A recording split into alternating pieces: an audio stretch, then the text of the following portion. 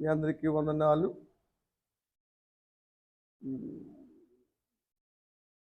జయమిచ్చు ఆయుధాలు అన్న అంశాన్ని ఈరోజు మనం నేర్చుకోబోతూ ఉన్నాం. కారణం ఏమిటంటే మనకి యుద్ధాలు ఉన్నాయి, మనకి పోరాటాలు ఉన్నాయి. అందుకని మనకి మంచి ఆయుధాలు కావాలి. అవి ఉన్నప్పుడే మనం జయించగలుగుతాం అన్న వాక్యము దేవుని రాయించి ఉంచాడు. యోబు గ్రంథంలో 7వ అధ్యాయంలో ఒక మాట ఉంటుంది. మొదటి వచనమే, భూమి మీద ఉన్నంత కాలం నరుల కాలం ఎలాంటిదంటే యుద్ధ కాలమే. యుద్ధాలు జరుగుతూ ఉంటాయి, మనసులో పోరాటాలు, ఎలుపల లోపల పోరాటాలు అంటాడు పౌలు గారు కదా. యుద్ధాలు ఉన్నాయి. యేసు ప్రభు వారు కూడా అంటారు, ఇరుకు మార్గును ప్రవేశించు పోరాడుడి అంటాడు. కాబట్టి మన జీవితంలో పోరాటాలు ఉన్నాయి. ఇంకో సందర్భంలో దేవుడు మన పక్షంగా యుద్ధం చేస్తాడు కదా. మానవుని కాలము భూమి మీద యుద్ధ కాలమే. యుద్ధాలు మనం జరిగించలేనప్పుడు దేవుడు మన పక్షంగా యుద్ధం చేస్తాడు. ఎప్పుడు యుద్ధం చేస్తాడు దేవుడు? మనం ప్రార్థన చేసినప్పుడు, ఆయనకు అప్పగించినప్పుడు. అది ప్రార్థన ఉంటుంది కమ్మా. దేవుని మాట విన్నప్పుడు, ఉపవాసం ఉన్నప్పుడు దేవుడు మరి మన పక్షంగా యుద్ధము చేస్తాడని వాక్యములో మనం చూస్తాం. ఎర్ర సముద్రము దగ్గరకు వచ్చినప్పుడు ఫరో సైన్యము వెనక వస్తున్న విషయాన్ని చూసి మోషే ప్రార్థన చేశాడు. ఇశ్రాయేలు మొరపెట్టారు, భయపడ్డారు.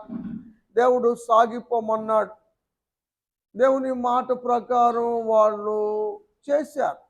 కాబట్టి దేవుడు సముద్రాన్ని 2 పాయలు చేశాడు. వారు ఎర్ర సముద్రములో ఆరిన నేల మీద వెళుతున్నట్టుగా వెళ్తూ ఉంటే ఫరో సైన్యము కూడా 600 శ్రేష్టమైన రథాలు తీసుకొని ఉన్న రౌతులు రథాలు అన్ని బయలుదేరి వచ్చారు. సైన్యం అంతా కూడా వారు కూడా ముందుకు బయలుదేరారు.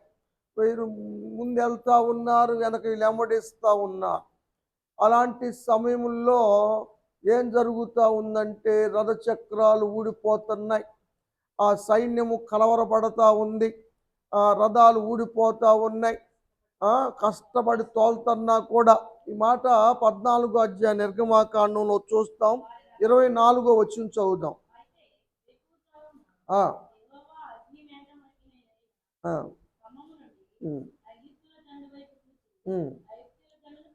దేవుడు ఐగుప్తీల సైన్యపు దండును కలవరపరిచాడు. వాళ్ళు రథచక్రాలు ఊడిపోయినాయి. వాళ్ళు కష్టపడి తోలుతా ఉన్నారు.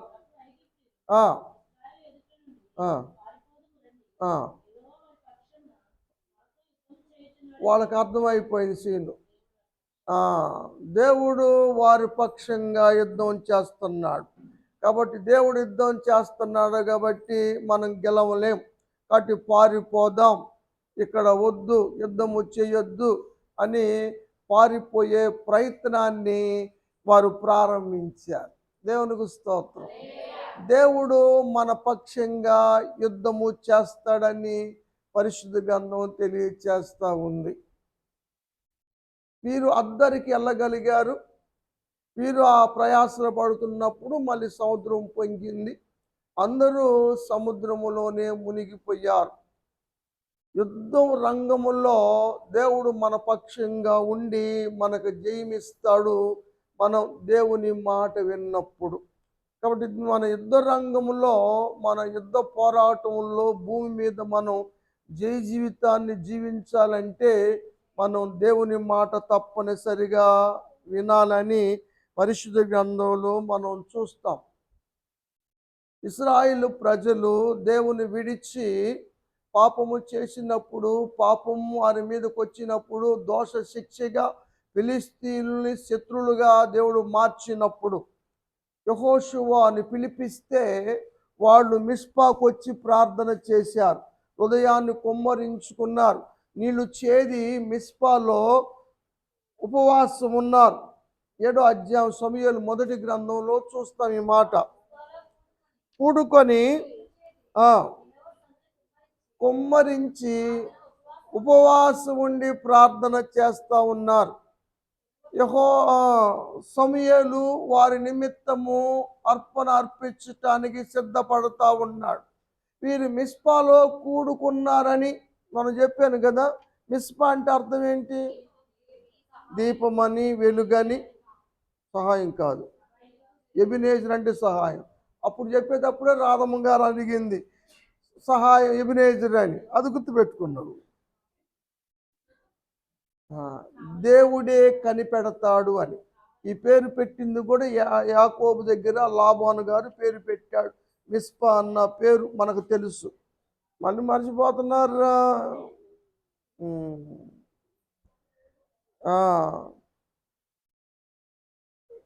ఇశ్రాయేలు ప్రజలందరూ కూడా మిస్పాలో కూడుకున్న సంగతి తెలిసినప్పుడు ఫిలిస్తీన్లు దండెత్తి వచ్చేసారు. ఈలోపు ఈయన సమూయేలు గారి వారు పక్షంగా అర్పణ అంగీకరించి ప్రార్థన చేస్తే దేవుడు దాన్ని అంగీకరించాడు. దేవుడు అంగీకరించాడు కాబట్టి ఉరుములు మెరుపులు మెరిసినాయి. సైన్యము తారుమారైంది. ఓడిపోయారు ఇశ్రాయేలు. ఎవరు చేశారు యుద్ధము? దేవుడు చేశాడు. మన ఉరుములు వినిపిస్తామా? మెరుపులు మెరిపిస్తామా? వాళ్ళు ఉపవాస ప్రార్థన ద్వారా వారు జయాన్ని పొందుకోగలిగారు. ఎందుకంటే మానవుని జీవితం భూమి మీద ఎలాంటిది? యుద్ధ కాలము లాంటిది. కాబట్టి మనకి యుద్ధాలు పోరాటాలు ఉన్నాయి. మనం పోరాడలేం. మనకు శక్తికి మించిన సమయంలో మనం ప్రార్థన చేసినప్పుడు, దేవుని మాట విన్నప్పుడు, ఉపవాసాలుండి ప్రార్థన చేసినప్పుడు దేవుడు మన పక్షంగా ఉండి యుద్ధము చేస్తాడు. శత్రువుని అణిసివేస్తాడు, జయ జీవితాన్ని ఇస్తాడు అని వాక్య భాగంలో మనం చూస్తాం. అమ్మోనీయులు, మోయాబీలు, కొండ జాతోళ్ళు 3 దేశాల సైన్యము యెహోషాపాతు రాజు మీదకి దండెత్తొచ్చారు. అలాంటి సమయంలో యెహోషాపాతు తీసుకున్న నిర్ణయం ఏమిటి?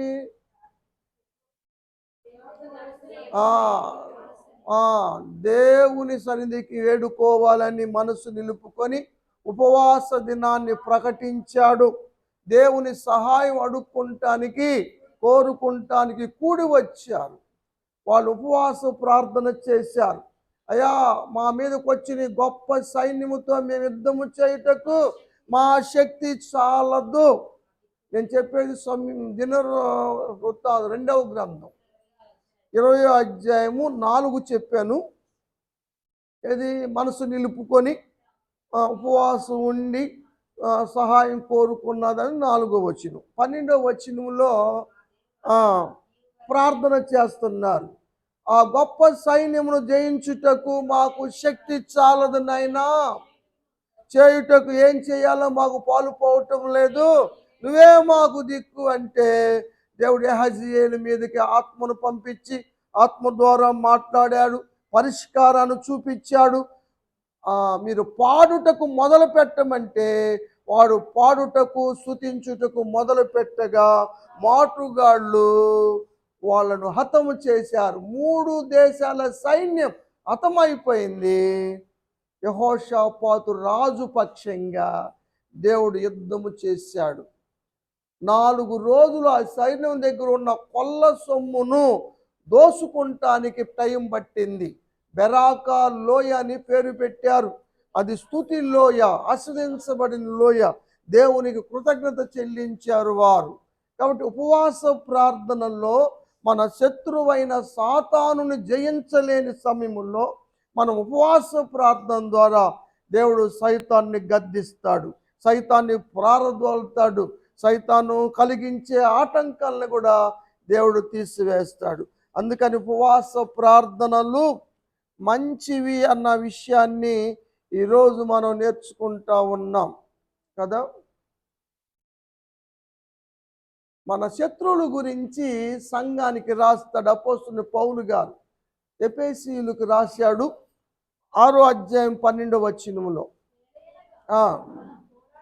మనం పోరాడునది శరీరులతో కాదు, మన పోరాటం మనుషులతో కాదు. పొద్దున్న అమ్మ చెబుతుంది కదా, ఇంటి ముందు వాళ్ళతో కాదు, ఇంటి పక్క వాళ్ళతో కాదు.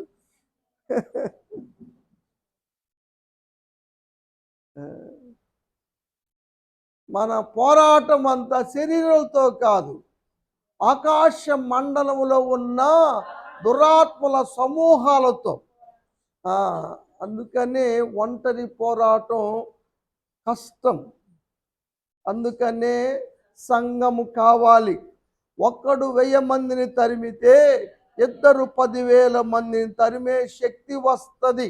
అందుకే ఇంకొంత మాత్రమే కాదు కానీ సంఘ ప్రార్థన ముందు, సంఘము ముందు పాతాళ ద్వారములు నిలవజాలవు. పాతాళపు అధిపతి అయినటువంటి సాతాను నిలవలేడు సంఘ ప్రార్థనలో. అందుకని మనం దురాత్మల సమూహముతో పోరాడాలంటే మనం ఉపయోగించవలసిన ఆయుధాలు శ్రేష్టమైన ఆయుధాలు అయి ఉండాలి.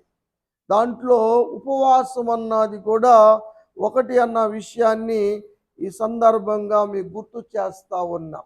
రోమీయులకు రాస్తాడు అపోస్తలుడైన పౌలు గారు ఒక మాట, 13వ అధ్యాయం 12వ వచనం. సమయం గడుస్తూ ఉంది, రాకడ దినాలు సమీపంగా వస్తున్నాయి. అంధకార క్రియలు విడిచిపెట్టేసేయాలి. తేజ సంబంధమైన యుద్ధోపకరణములను ధరించుకోవాలి. యుద్ధము రెడీగా ఉంది.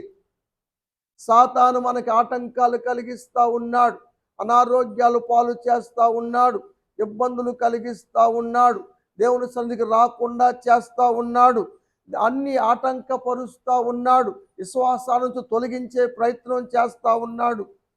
కాబట్టి మనము యుద్ధోపకరణలు ధరించుకోవాలి. వాడేమన్నా కనపడేవాడైతే గొల్లియాతులాగా ఏదో ఒడిశాలో తీసుకోను, కర్ర తీసుకోను, బడిసి తీసుకొని వెళ్ళేవాళ్ళం. ఈ దురాత్మలు కంటికి కనపడవు. మరి ఏ ఆయుధాలు వేస్తా నువ్వు?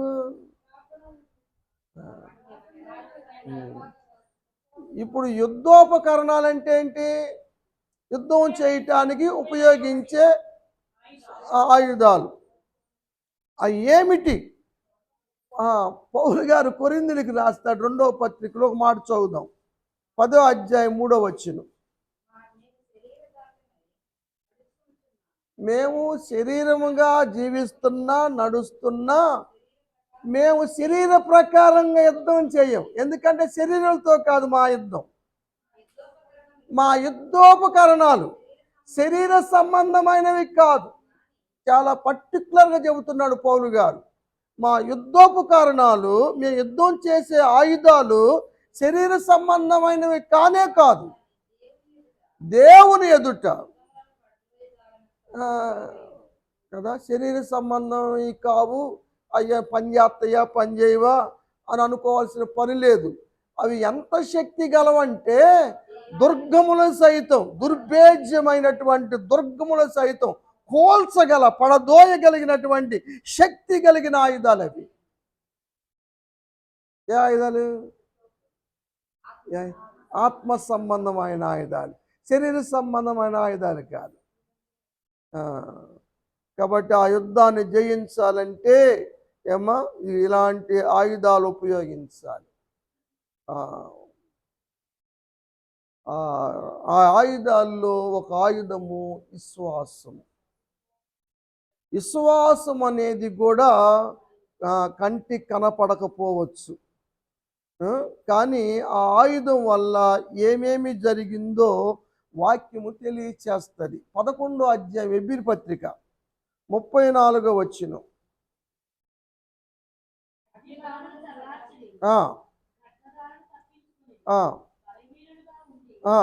బలపరచబడిరి, యుద్ధములో పరాక్రమశాలులైరి. యుద్ధములో అంట దేనివల్ల?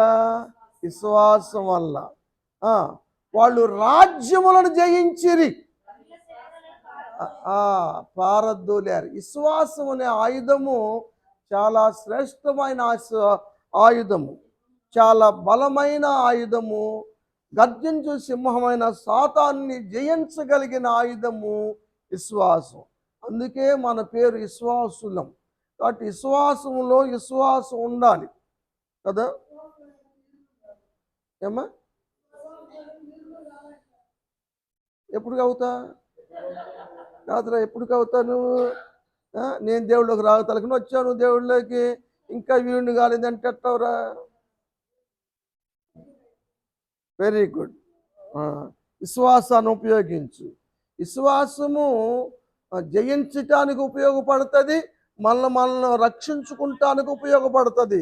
విశ్వాసం అనే డాలు ఉపయోగించండి అంటాడు ఎఫెసీయుల్ని పౌలు. ఎందుకంటే అపవాది అగ్నిబాణాలు ప్రయోగిస్తూ ఉంటాడు. వాటిని ఆర్పాలంటే విశ్వాసం అనే డాలు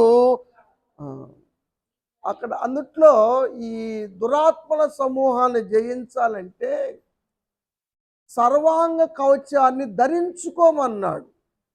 గొడుగు కొనుక్కున్నంత మాత్రాన మనం తడవుకోకుండా ఉన్నాం, గొడుగు వేసుకుంటే తప్ప కదా.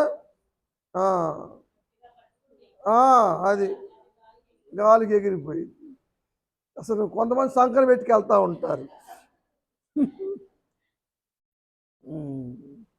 అలా కాదు, దేన్నైనా ధరించుకోవాలి. సత్యం అనే దట్టి అయినా, నీతి అయిన మైమరుపైన, సిద్ధ మనసు అనే మనసు, సమాధానమైన సిద్ధ మనసు, రక్షణ అనే శిరస్థానము, వాక్య ఖడ్గము, ఇవన్నీ కూడా ధరించుకోవాలి. దేనికి? అపవాదిని ఎదిరించటానికి. వాడు ఒక్కడు కాదు, వాడు సమూహం, దురాత్మల సమూహం అది. కాబట్టి ఒక్కడిగా నువ్వు దాన్ని జయించలేవు. కాబట్టి తప్పనిసరిగా విశ్వాసం ఉండాలి. విశ్వాసమే మనకి జయ జీవితాన్ని ఇస్తుందని వాక్యంలో మనం చూస్తాం. చెప్పినట్టున్నావు కదా, పొద్దున చెప్పావా? యోహాను పత్రిక 5వ అధ్యాయం, మొదటి పత్రిక 5వ అధ్యాయం.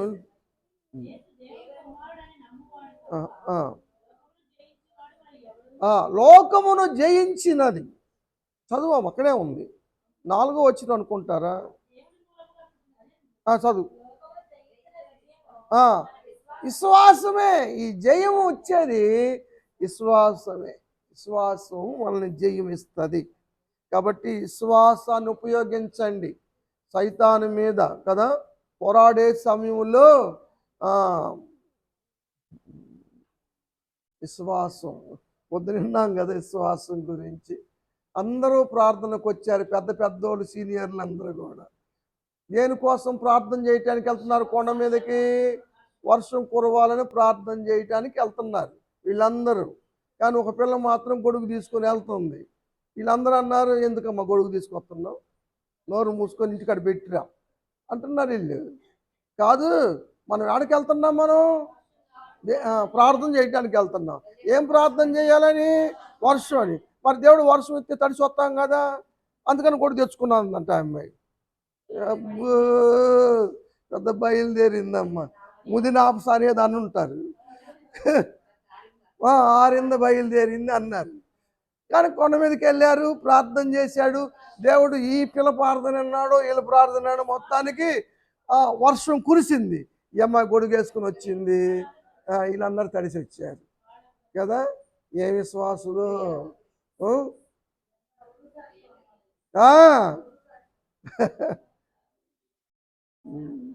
కాబట్టి ఆయుధాలు ఉపయోగించండి, విశ్వాసాన్ని ఉపయోగించండి ఏమ్మా, అప్పుడే మనం జయం పొందుకోగలుగుతాం. రెండవది, బలమైన శక్తి కలిగిన ఆయుధం ఉందంటే యేసునామం. యేసునామము మనం ఉచ్చరిస్తే ఏమ్మా సైతాను శక్తులు వణుకుతాయి, దయ్యపు శక్తులు వణుకుతాయి. యేసు నామం ఉచ్చరిస్తే అవి పారిపోతాయి. యేసు మంత్రాన్ని మించిన మంత్రము లేదు. మీరేమనుకోదు, సందర్భం వచ్చింది చెబుతాను నన్ను.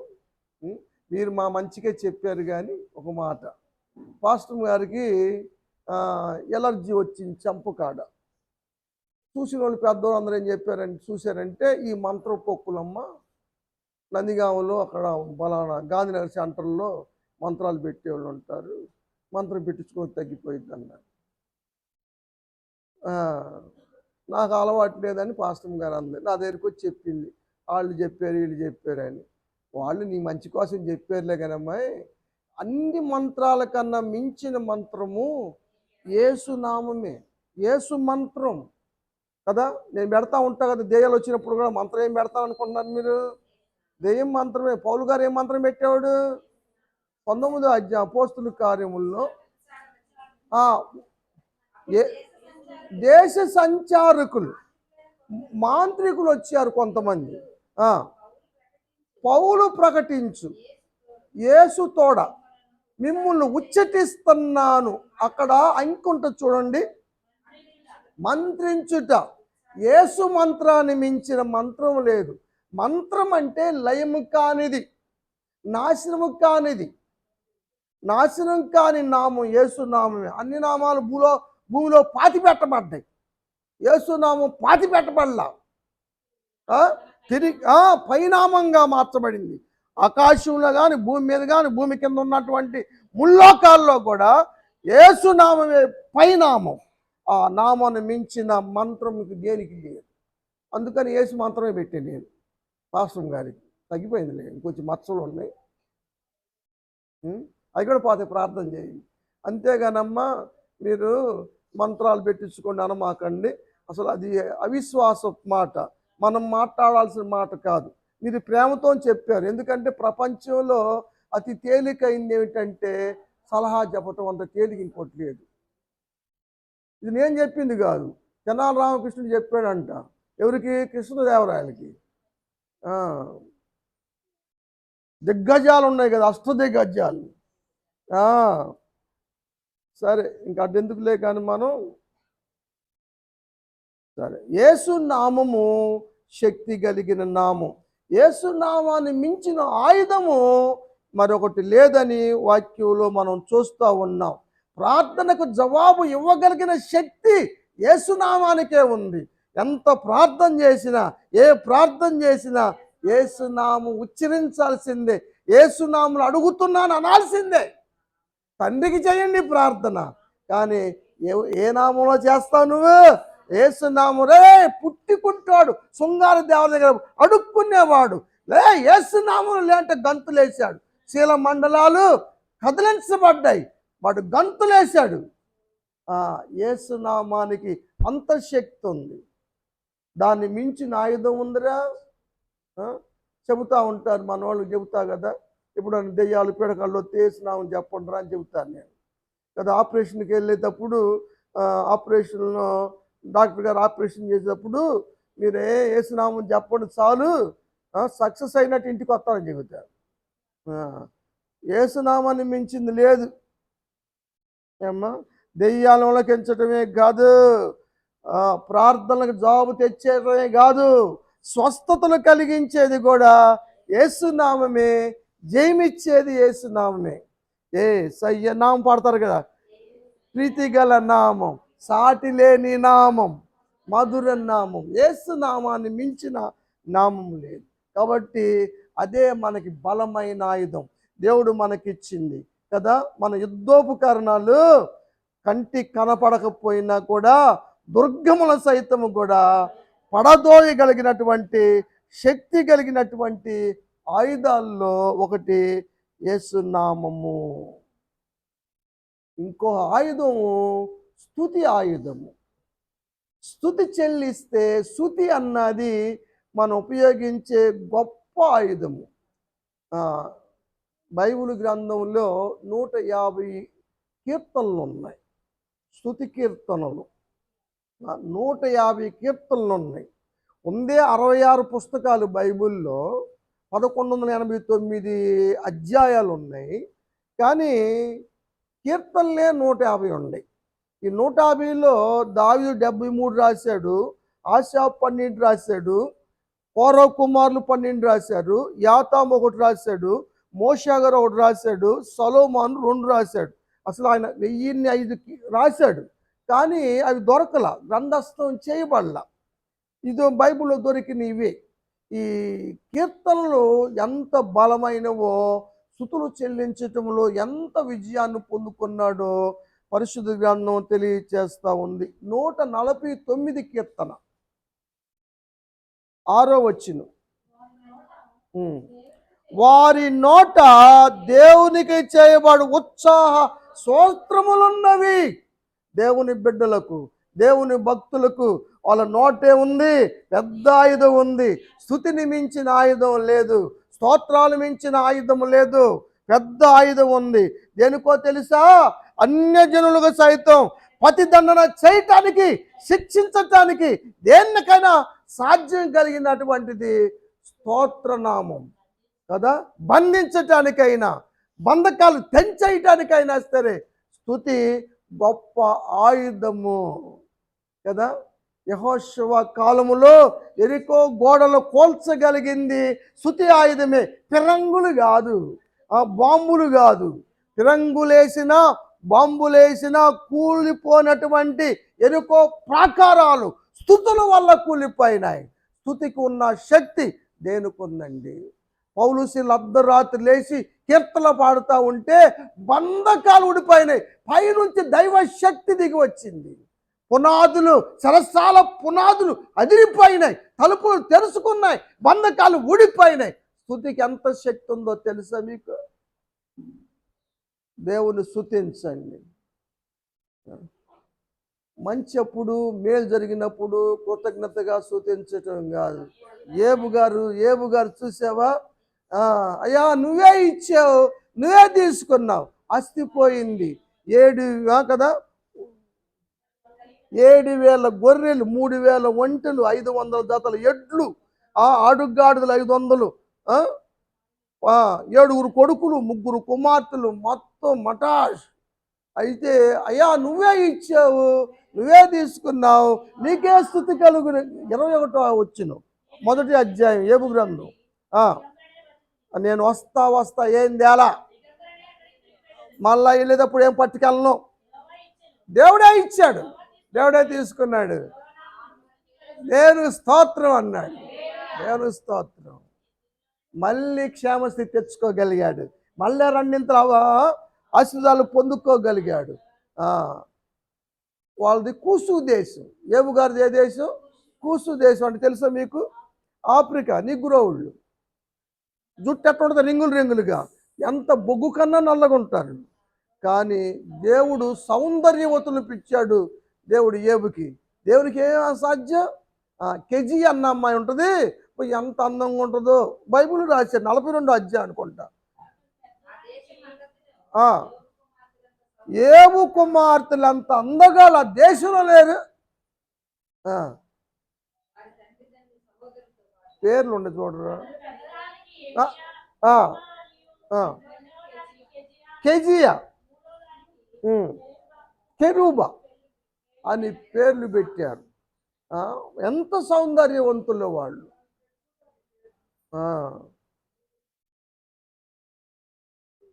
కాబట్టి స్తుతి అన్నది మంచి ఆయుధం అని దేవుని యొక్క వాక్యంలో మనం చూస్తూ ఉన్నాం.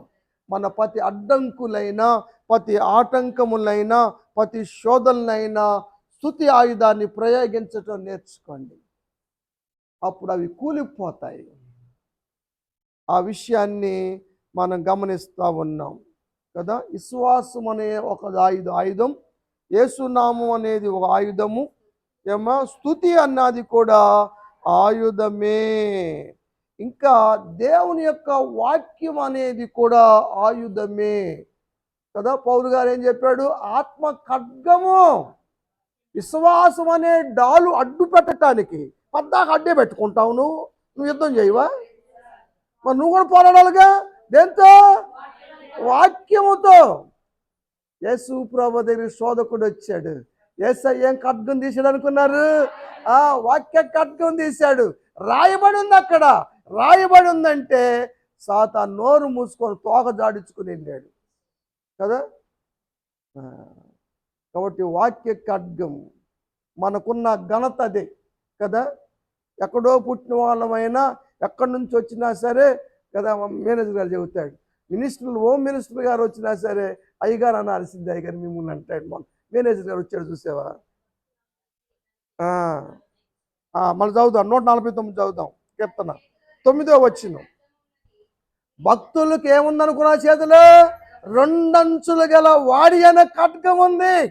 ఇదే మనకున్న ధైర్యం. మన దేవుని భక్తులకి ఘనత ఏంటో తెలుసా? వాళ్ళ చేతిలో ఉన్న ఖడ్గమే. దానికి ఎంత శక్తి ఉంటుందో పౌలు గారు హెబ్రీలకు రాస్తాడు. 4వ అధ్యాయంలో చూస్తాం. 12వ వచనం హెబ్రీ పత్రిక.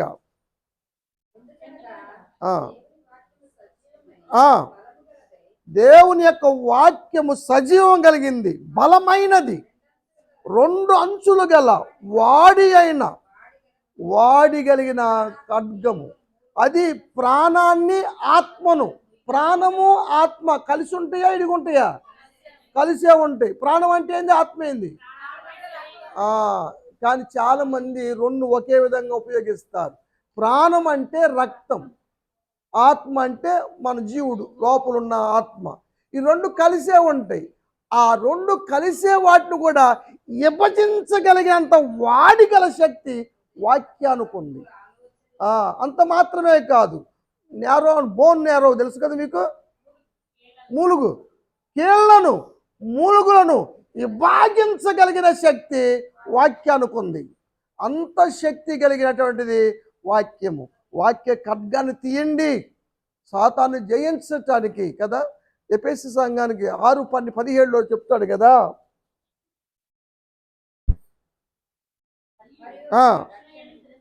రక్షణను శిరస్త్రాణమును దేవుని యొక్క ఆత్మ ఖడ్గమును ధరించుకోండి. ఇందాక చెప్పాను మీకు, ధరించుకోవాలి.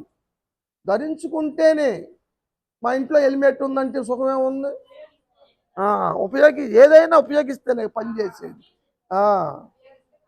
కాపాడబడతాం. అది అందుకని ఉపయోగించటం నేర్చుకోండి. ఇంకొకటి, యేసు రక్తము అన్నది కూడా శక్తి కలిగినటువంటి ఆయుధము. కొన్ని గృహాలకి వాళ్ళ ఇంట్లోకి వెళ్ళి సైతాన్ లాగుతుంది, పడేస్తుంది, ఈడ్చుకెళ్తుందంటే నేను 2-3 సార్లు పోయి వదిలిచ్చి వచ్చా. పక్కకి వెళ్ళిన తర్వాత అక్కడున్న బిడ్డల మీద కూడా వస్తుంది.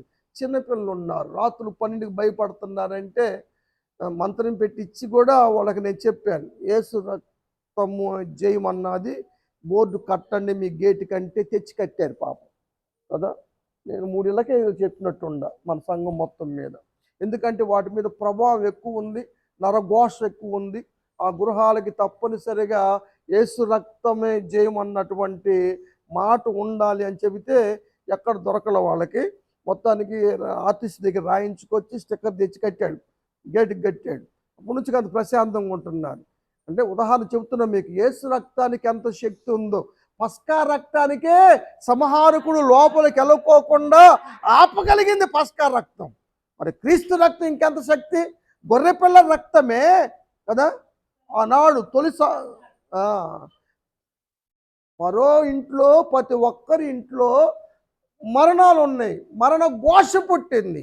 ఇశ్రాయేలు కుటుంబాల్లో ఆ ఘోష లేదు. ఎందుకు లేదు? ఆ నిలువు కమ్మీల మీద, అడ్డ కమ్మీల మీద పస్కా రక్తము రాయబడి ఉంది. కాబట్టి మన గృహాల మీద యేసు రక్తం అన్నది ఉండాలి. ఉంటేనే సంహారకుడు రాడు. ఏవు గృహం మీద కాపులా ఉందని, కంచుందని, ఏవు కంచుందని, ఏవు కుటుంబానికి కంచుందని, ఏవు కలిగిన సమస్తానికి కంచుందని గుర్తించినోడు ఎవడనుకున్నారు?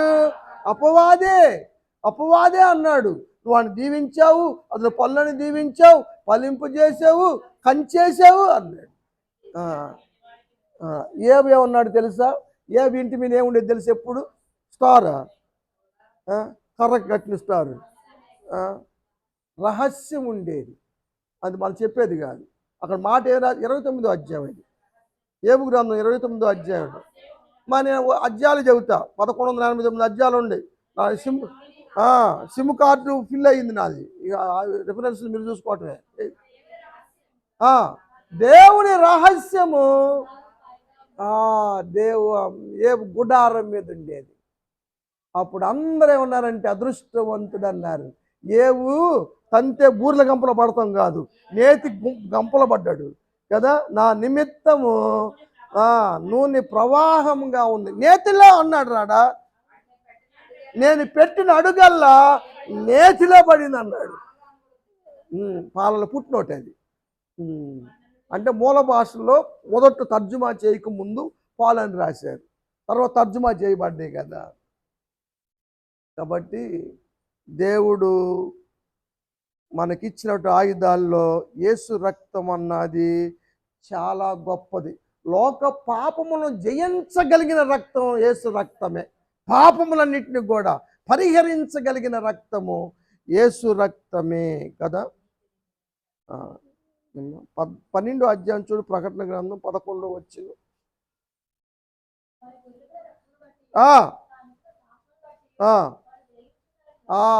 గొర్రె పిల్ల రక్తాన్ని బట్టి జయించిన వాళ్ళే పరలోకానికి వెళ్తారు. పరలోకంలో ఉన్న బ్యాచ్ ఎట్లా వెళ్ళారనుకున్నారు? ఎలా జయించారనుకున్నారు? గొర్రె పిల్ల రక్తం. ఇప్పటికి కూడా అనడానికి యోహాను గారు బాప్తిసం ఇచ్చేటప్పుడు యేసు ప్రభు వస్తుంటే చూసి, ఇదిగో లోకపాపములు మోయు దేవుని గొర్రె పిల్ల అని చెప్పాడు కదా. లోకపాపములన్నీ మోసిన గొర్రె పిల్ల. పరలోకంలో పెద్ద పుస్తకం ఉంటే దాంట్లో లోపల బయట సీల్ చేసి ఉంటే, ముద్రలు వేసి ఉంటే, ముద్రలు ఇప్పటానికి ఎవడికి అధికారం లేదు, ఎవరు అర్హుడుగా లేడు. ఒక్క యేసు ప్రభు వారు తప్పమే, యోధా గోత్రపు సింహము దావీదు వేరు చిగురు మాత్రమే అధికారం పొందాడు అంటాడు 5వ అధ్యాయంలో. ఆ కింద రాస్తాడు, వధించబడిన గొర్రె పిల్ల నిలబడి ఉంది. ఒక ఆయన అడిగాడు, ఎప్పుడో 2000 సంవత్సరాల క్రితం యేసు ప్రభు రక్తం కారిస్తే అప్పుడు వాళ్ళకి రక్షణ వచ్చింది, కానీ ఇప్పుడు వాళ్ళకి రక్షణ వచ్చింది అయ్యగారు అన్నాడు. అరే బాబు, ఇప్పటికే రక్తం కారుతానే ఉన్నరా, పరలోకులు నిలబడి ఉంది ఆ గొర్రె పిల్ల, రక్తం ప్రవహిస్తూ ఉంది, నువ్వు నమ్మగలిగితే నీకు శుద్ధి వస్తుందిరా అని చెప్పి నేను ఈ రిఫరెన్స్ చెప్పా. ఏమ్మా?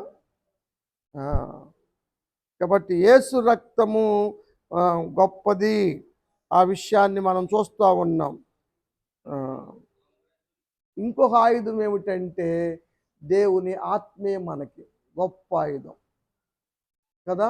గొప్ప పర్వతాలైన సదును చేయగలిగినటువంటిది నీ శక్తి చేత నా శక్తి చేత సదును కావాల్సినటువంటి పరిస్థితుల్ని నా ఆత్మ ద్వారా. జెరుబ్బేబెలు కాలములో ఏ కార్యం జరగకపోతుంటే ఆ కాలంలో జెరుబ్బేబెలు గవర్నర్గా చేస్తున్నాడు, నాకు అధికారం ఉంది చేద్దాం అనుకున్నాడు, పునాదులు వేసాడు కానీ అతని చేతులతో ముగించలేకపోయాడు.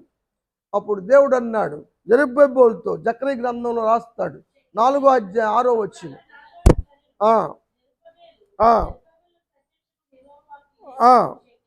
శక్తి చేతనైనను కాక నా ఆత్మ చేతనే ఇది జరుగును. దేవుడు సెలవిచ్చాడు. నువ్వు అడ్డగించలేవు, నువ్వేమాత్రం దానివి సదును భూమి అవుతావు అన్నాడు దేవుడు కదా. కొదమ సింహము గాండ్రించుకుంటూ వచ్చు దావీదు మీద దూకి సంసోను మీద దూకితే ఆ మేకపిల్లని చీల్చినట్టు చేల్చగలిగాడు ఆత్మశక్తి ద్వారాగా కదా. ఆత్మ బలమైన సాధనం మనకి. దేన్ని జయించాలన్నా గిద్యోను పరాక్రమ గల బలాజ్యుని పిరికివాడిని, గానుగు తోట ఎక్కడో గోధుమలు దుల్లగొట్టుకునే గిద్యోన్ని పరాక్రమంతుడిగా చేయగలిగింది ఆత్మ ప్రేరేపిస్తే ఆయన జయించాడు, మిద్యానులు తరిమివేశాడు కదా. ఆత్మ ద్వారా కార్యాలు జరిగినట్టుగా మనం చూస్తూ ఉన్నాం కదా. 14 దెలీలా అనేది నీ బలం ఎక్కడుంది, నీ శక్తి ఎక్కడుంది అని సంసోను అడుగుతూ ఉండేది కదా. దేవుని శక్తి, ఇన్ని ఆయుధాలు దేవుడు మనకి ఇచ్చాడు.